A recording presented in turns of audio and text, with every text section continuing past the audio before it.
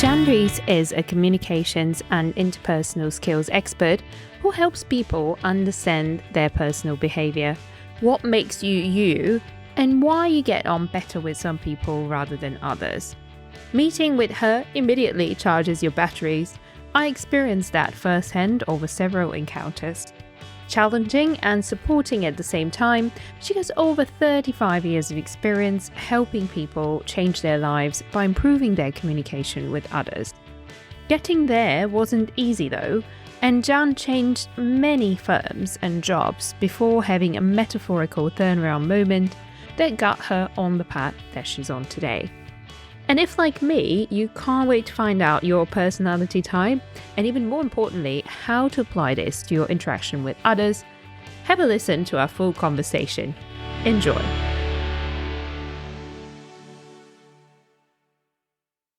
There was one particular roundabout, and I can remember this so clearly, one particular roundabout on the way to work. And if I turned right, it would take me to freedom. And if I turned left, I'd have to go to the office. And I remember one day going round that roundabout 3 times and eventually going left and thinking to myself, if this is not good for you, then it's not good for the extended family. And it was just that business of, so come on, Jan, you've got how many years ahead of you in the working world? Are you going to really spend the rest of your working life going round a roundabout? And it was the roundabout moment when I thought, I'm just going to have to go in and tackle this. Good morning, Jan. I hope you've had a good start of the day. You were just telling me that you've gone for a nice walk by the beach. Had an excellent start to my day, thank you. Yeah, if I start the day by the sea, it fills my soul.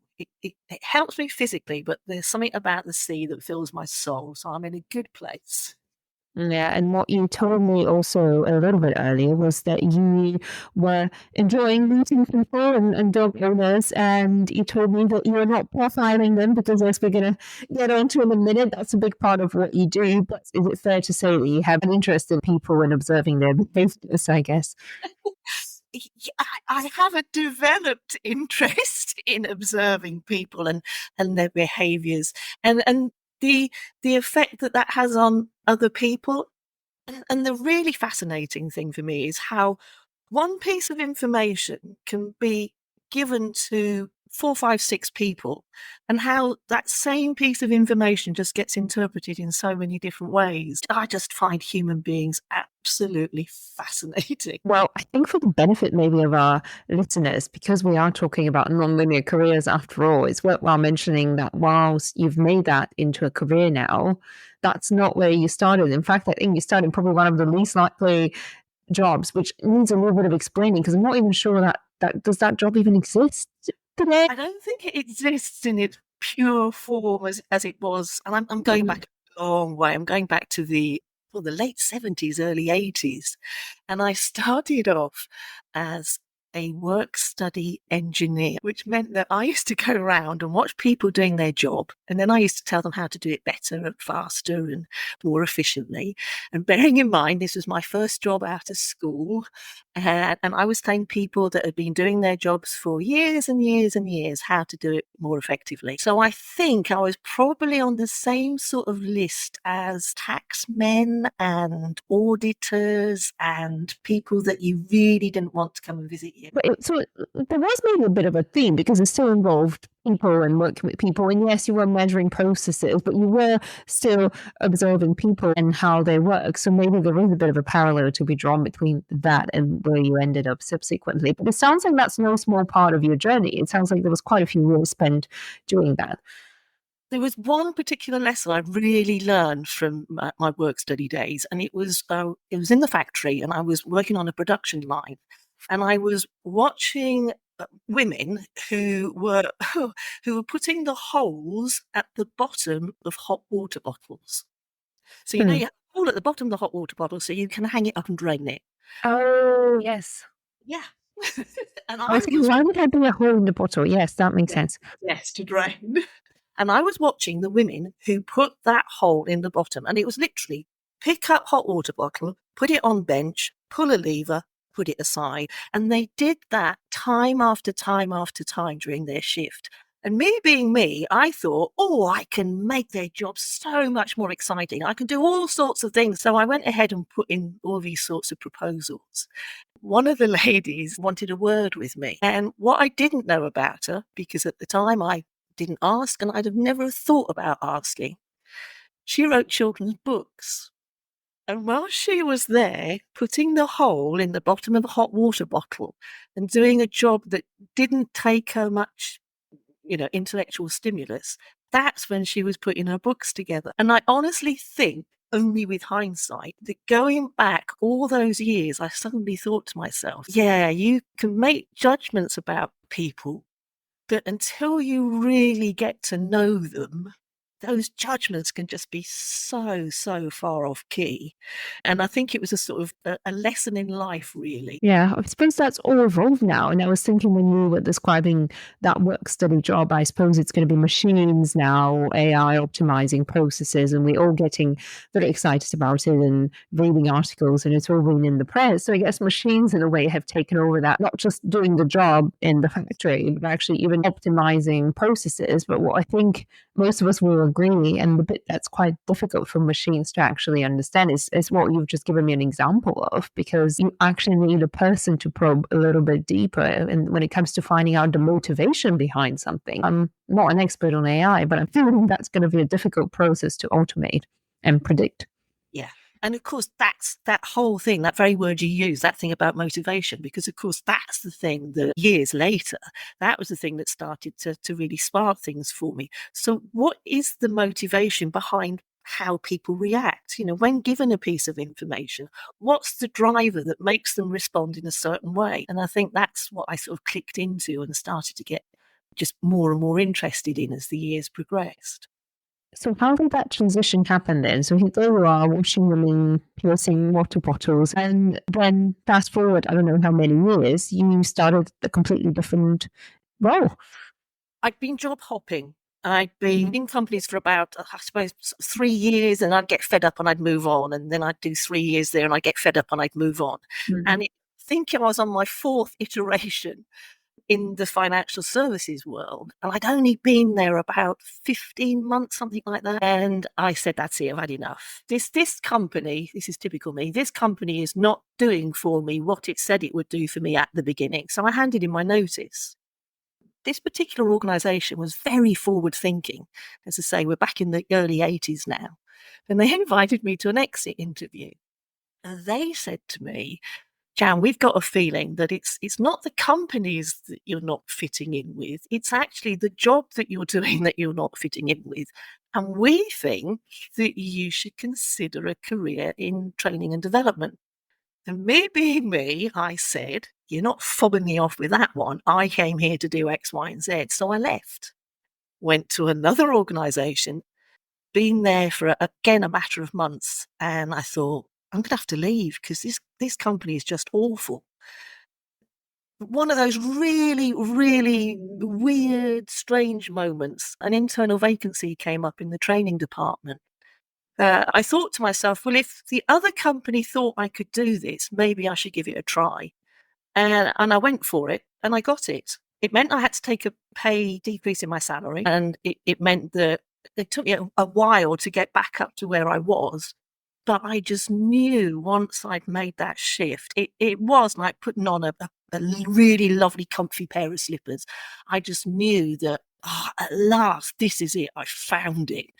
And from then on in, it was just, yeah, this is where I was meant to be. But this is something that you said that I really wanted to dig a little bit deeper on, because I often have these conversations, and that's exactly the reason why I wanted us to do this recording, because I often come across women very similar dilemmas, if you will, feeling that maybe the slippers don't quite fit, to use your expression, but there's all that guilt. Oh, but if I do this job, I'm going to be earning less. And they're not looking for them. Some of them are not even in a position where that's really going to be a massive factor because they have, let's say, a partner that provides sufficiently for the family, but they're still feeling guilty that maybe they're not providing enough for the kids and they're not setting the right example. And what whoever's going to think, and what, is this the best thing for my family? And, from your perspective, if you were listening to anyone having these thoughts in their head, what would you advise them? There was one particular roundabout, and I can remember this so clearly. One particular roundabout on the way to work, and if I turned right, it would take me to freedom, and if I turned left, I'd have to go to the office. And I remember one day going round that roundabout 3 times and eventually going left, and thinking to myself, this if this is not good for you, then it's not good for the extended family. It's not good for the people I was working with. My goodness, I was causing them some grief. And it was just that business of, so come on, Jan, you've got how many years ahead of you in the working world? Are you going to really spend the rest of your working life going round a roundabout? Metaphorically, thinking, so which way? Quite literally. Yeah. And it was the roundabout moment when I thought, I'm just going to have to go in and tackle this. And making that decision, once I'd made that decision, I can't tell you what sort of a relief it was. I felt so much lighter. I'm not saying it was then easy from then on in, but just making the decisions, that was the hardest bit. But once I'd made it, then you can start to plan. But until you make the decision, you can't do the planning. So it sounds like it's almost agonizing over that decision that makes it hard. It's not even the decision itself, it's just the indecisiveness sometimes. So that the more you can reduce that noise, the easier you're going to make it on yourself. But yeah, I agree with you. It's never easy. And that's why I just want to give that perspective to others who are listening. That we're not saying it's easy, but it is doable, it is possible. And there's always something to be, I suppose, lost is something to be gained. So you just have to weigh all the alternatives. But what's specifically interesting in your story is that you didn't, like some of my other guests, move to set up your own business straight away. You actually found a new role within the same organization, which is a route that I feel like we don't always explore enough. Yeah, and again, for me, another good lesson, because I'd been company hopping, and then suddenly when I made this switch within the company was so supportive. And I look back and I think, well, I wonder how many times I would have hopped companies before saying, right, hang on a minute. And yeah, it, again, not necessarily an easy decision, but I think in some ways, having worked in the organisation in another area, then again, there was this sort of comfort of, I knew people, I knew the systems, I knew the processes. And I think that sort of did act as a safety net for me as I transitioned from one department to another. So how did that take you then onto your role where you are now, where you're not working for a financial institution anymore, you self-employed in a way, but with your partners in a firm where you focus on personal development and self-awareness, as you would put it. So how did that happen? And, if you could tell us a bit more about what you actually offer your clients now in your current role. So I stayed within the training department within a large financial organisation for a number of years. Then I sort of got headhunted to a training consultancy. And then probably around about my 30s, early 30s, when I suddenly thought to myself, do you know what? I really fancy having my own company. I really fancy being my own master of my own destiny, and then made that decision to go self-employed. But for me personally, the step of working somewhere in a formal training department, then going to somewhere where I had to get my own client base within a consultancy, and then going out on my own, that again was the right move for me, rather than going straight into self-employment. Working within an organization, you have to work with certain clients and you have to deliver certain programs. And again, going self-employed just gave me the freedom to really concentrate on companies that I liked and working with programs that I liked. And the program thing for me was always the people. I love performance management, love it. But the exciting thing for me is when two people are sitting opposite each other and one person is telling the other one about their performance. How do you do that in a way that is motivating and engaging? And if you have to be critical, that you do it in a way that is non-judgmental and is so.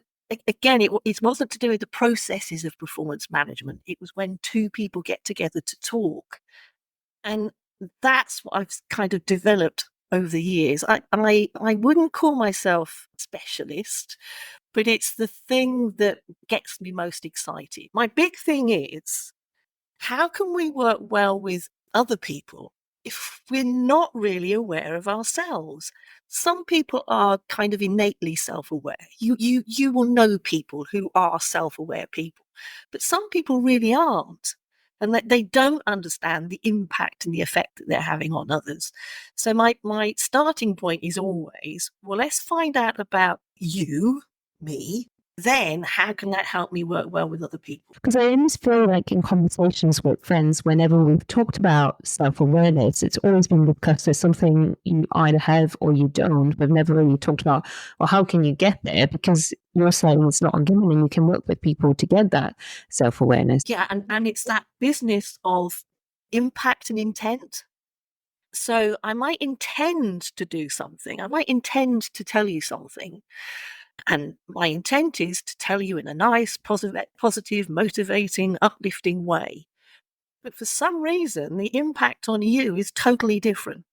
So what is it I've done that skews the message? And what is it about the other person, about the way that they receive that information, that means that we get this mismatch? And that's the bit that, once I become more aware of how I behave, so what you do and how you do it, and what you say and how you say it. Because that's the only information that I can glean from you when I first meet you. The inputs and outputs.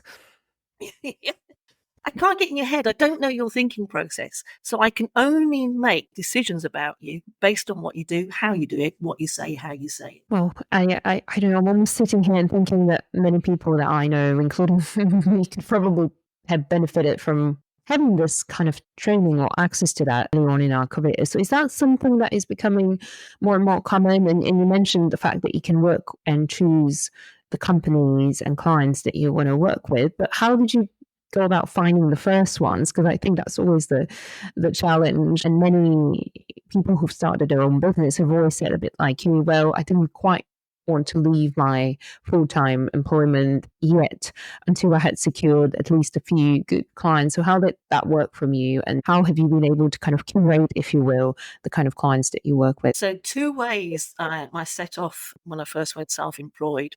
I was going to say really lucky, but it wasn't luck. It was a well thought through decision on my part and my old boss's part. People by people. So when I handed in my notice at the consultancy, my boss said to me, there are going to be some clients, Jan, that don't want to lose you. And I've got a feeling that some of these clients are going to say, well, if Jan's going, maybe it's time we looked around for another provider. And of course, as he said, we don't want to lose the client. And if they don't want to lose you, why don't you freelance for us? So I literally went from full-time employment on the Friday, and then on the following Monday, I was working for the same company on a freelance basis. And that was wonderful. But at the same time, what I also did was I looked around in the marketplace for large training organizations that did sort of more public courses. And it just so happened that around about that time, quite a few large organizations were starting to augment their internal training departments with external people. And I can think of 3 organizations off the top of my head that I still work with now, 20 odd years later. Word of mouth is amazing. Word of mouth is happy clients.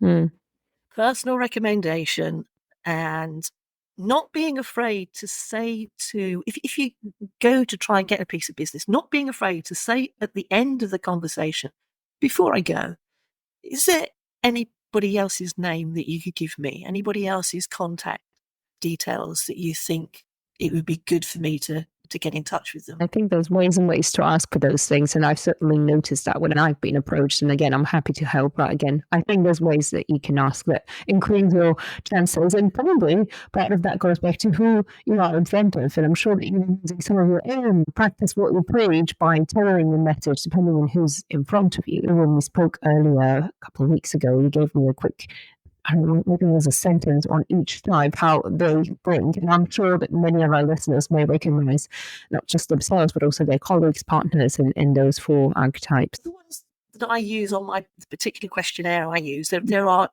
two types that are external based behaviours and two that are more internal based. So the two externalised behaviours are more easy to pick up on quickly because, of course, they're externalised. And there are kind of two types to look out for. So if ever you're at a meeting and you've got somebody that's doing the clicky pen, the clicky pen, click, click, click, click, or the tapping on the desk, and it is gentlemen that do this. I've not seen women do this so often, but men that will tap their foot up and down, that they do the sort of foot tapping underneath the table, and they'll be sorting through bits of paper, and so they're sending you huge messages here that they like to do things quickly. Now, don't give me detail. Give me the summary. Just give me bullet points. Let me move on because I've got another meeting to go to and I'll be doing exactly the same thing there, clicking my pen, tapping my foot and wanting us to get on. So, yeah, the type of person who just needs the big picture, don't spend ages.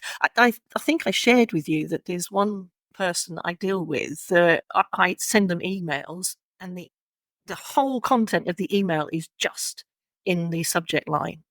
And that's all they want. And if I was to give them more, then woe betide Not me. going to get to anyway. Okay, so that's number one. And then the other one is the one that's, and I mean this in the nicest possible way, the nurturing, the lovely, literally the lovely person. You'll go into meetings and they'll be the ones that say, has somebody shown you where to put your coat? Do you know the restrooms? Do you need a cup of tea? Have you had a long journey? And there's just something about them. They want you to feel relaxed. They want you to feel happy. And they want to please. And they're the ones that you can say, so what did you do at the weekend? Oh, did you do so?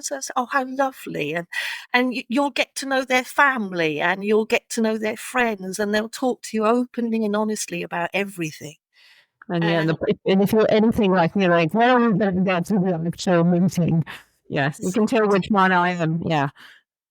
Yeah, the one that's clicking the pen. I haven't started clicking pen because I find that a bit rude and annoying. But yeah, probably in my head there's something clicking instead of a pen. Yeah. Well, you see, I think that you and I share a preference, which is not so much the clicky pen, but the people who, and you'll know this one at meetings. So the people who you're talking about something, everybody in the room is agreeing about something, and then there's that one person that says, "Before we go any further, can I just check?" And so you check, you give them a bit more information and they say, "Thank you very much." And then a couple of minutes later, they say, "Can I just pick you up on what you said about so and so and so and so?" And 3 or 4, 5 or 6 times within a meeting, they'll interrupt and they'll want more detail. So can I just summarize before we go any further what you mean is? And these are the ones that, they want to dot those I's, cross those T's, and woe betide if you give them the big picture, because the big picture ain't going to work. So this is a third type to say, so we've identified the first two, and this is a third type you're adding, or how does this work in there? Yeah. So, this is this type, the one that does the, before we go any further, can I just check? These are the ones that are internally focused. And quite often you'll know these people because they have a thinking face. And I mean that absolutely. If you've ever been at meetings and there's just somebody that you look up and you think to yourself, what is going on in their head? And it will be something about their expression. I can't tell you how many times people have said to me, "What did I say wrong, Jan?" I said, "Well, you didn't say anything wrong." "Well, you really looked like I'd said," No, it's just my thinking face. I'm thinking. Just how I look. I'm allowed to look like this. But yeah, detail. And then there's this fourth one that's, how do you explain this fourth one? I'm married to somebody who has this preference, so I have to think about him. So the one that does the clicky pen, their key motivation is to be first, to win, to succeed. The ones that are nice and chatty and want you to feel comfortable, their key motivation is to please. The ones that are detail-led, their motivation is to be right. And then there's this other one, and Their key motivation is to be valued. And, what does that mean? You'll often see in meetings, there's somebody that doesn't say anything. They haven't got the thinking face on, but you look at them and you think, I've not got a clue what's going on in their head. And it's what I refer to as the still waters runs deep. They tend to be quiet. They will make amazing interventions, but usually only when they're asked. Often you go to a meeting, these people say nothing, come out of the meeting, go to the coffee point, and then they'll say something, and everybody looks and, why on earth didn't you say that in the meeting? That would have made such a difference. Because nobody asked me. Yeah. And nobody asked me, and I was worried that what I was about to say wouldn't be valued. So I don't say it. But in fact, when they do say something, it's like, wow. Think of an oyster. Oysters make pearls because of a bit of grit that upsets them. And then they produce this. It's a nice metaphor. People produce pearls. But often because of other preferences around the table, we don't get to hear them. So you have to be aware if you're working with such people to create an environment where they get to contribute, because that could save you a lot of travel down there.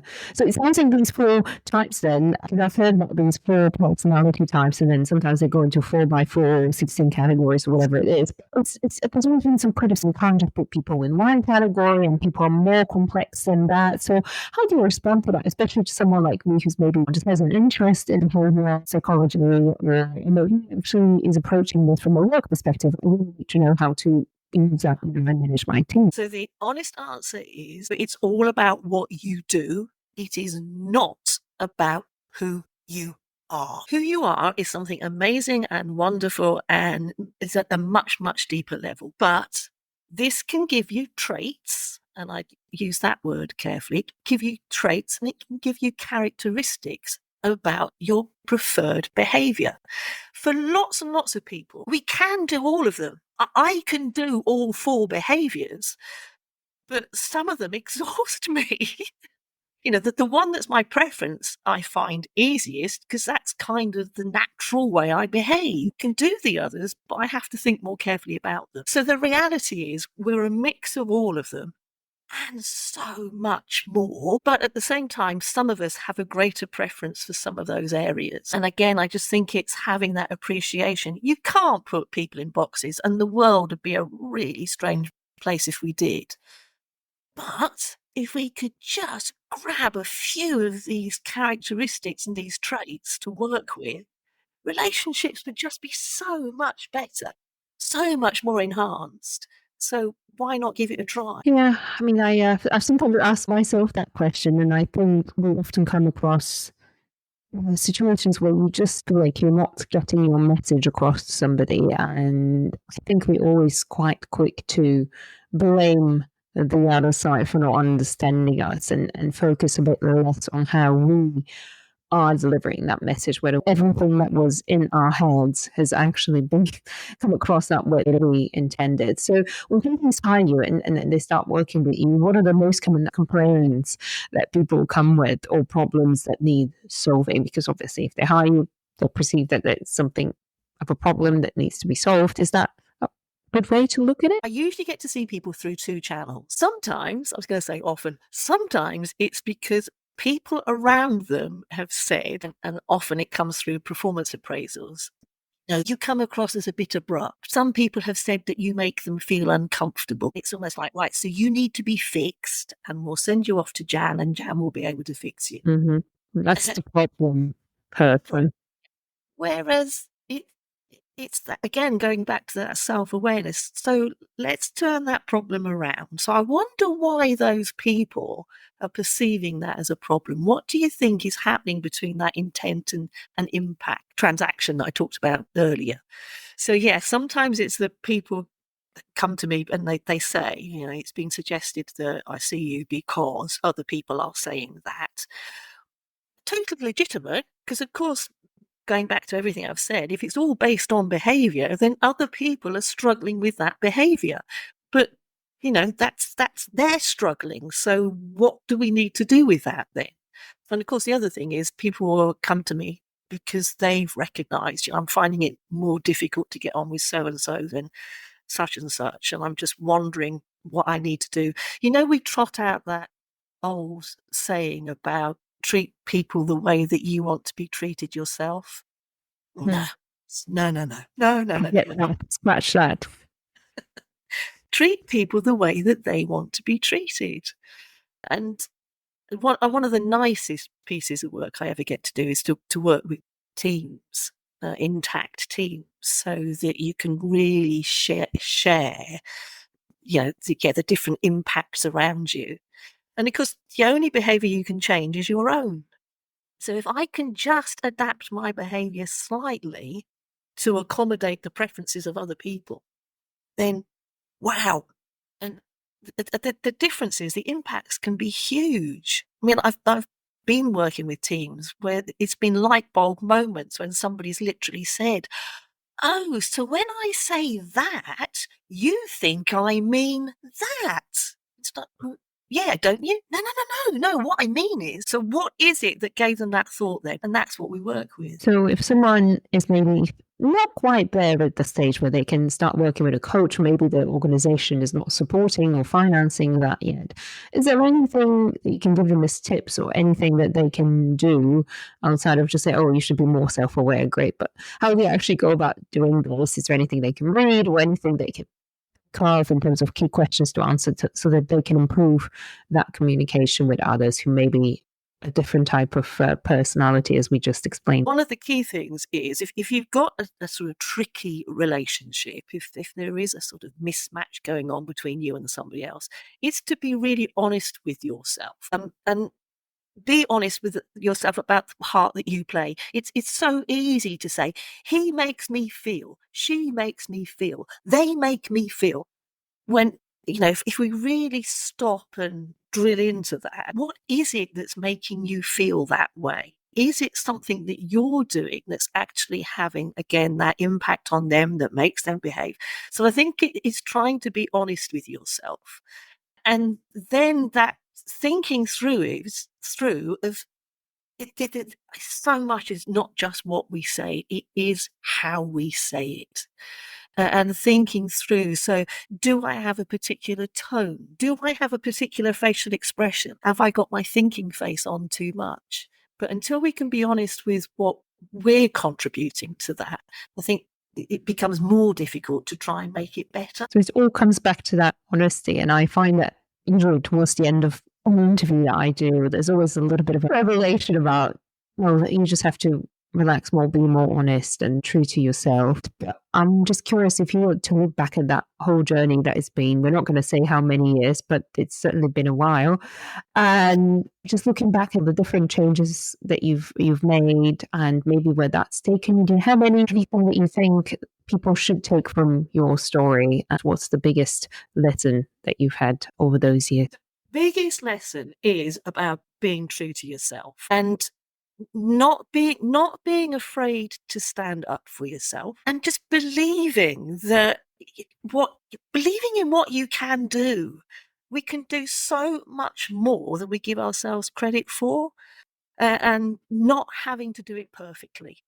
I think women have this sort of tendency to think that if I'm going to make it in this world, then I've got to be so much better than. But we don't have to be perfect. And in fact, if I'm really honest with myself, that's probably one of the hardest lessons I've had to cope with, because my default would be, I've got to be perfect.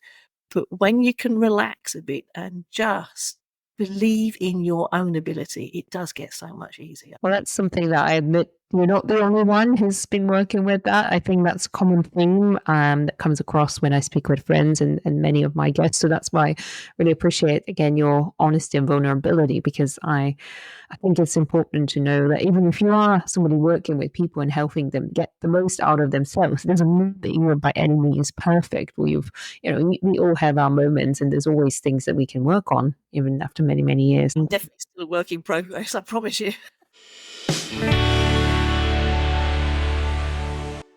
So I've been re-listening this episode with Jan in the midst of summer now, and I must say, All of these episodes are my favorites, of course, but as someone who is obsessed with psychology, as I am, and different personality types and archetypes, I absolutely love this topic and enjoyed having Jan on the show so much. She actually even did a proper analysis of me, which I'm not going to share with you. If you're interested, though, in finding out about what she said about my personality type, then make sure that you get in touch over social media. But in the meantime, I really wanted to talk a little bit about archetypes and why we love these archetypes so much.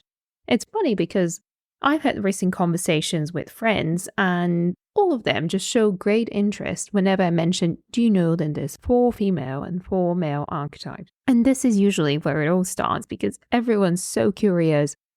I've had fantastic dinner time discussions with my close ones, and everyone, especially my girlfriends, were trying to decide and put their partner in a specific archetypes, and there were some discussions and suggestions, and we just had so much fun. So this made me think, why do we care so much, and what does it actually trigger in us? Is it just that quest to understand ourselves better, which is what Jan was talking about in this episode?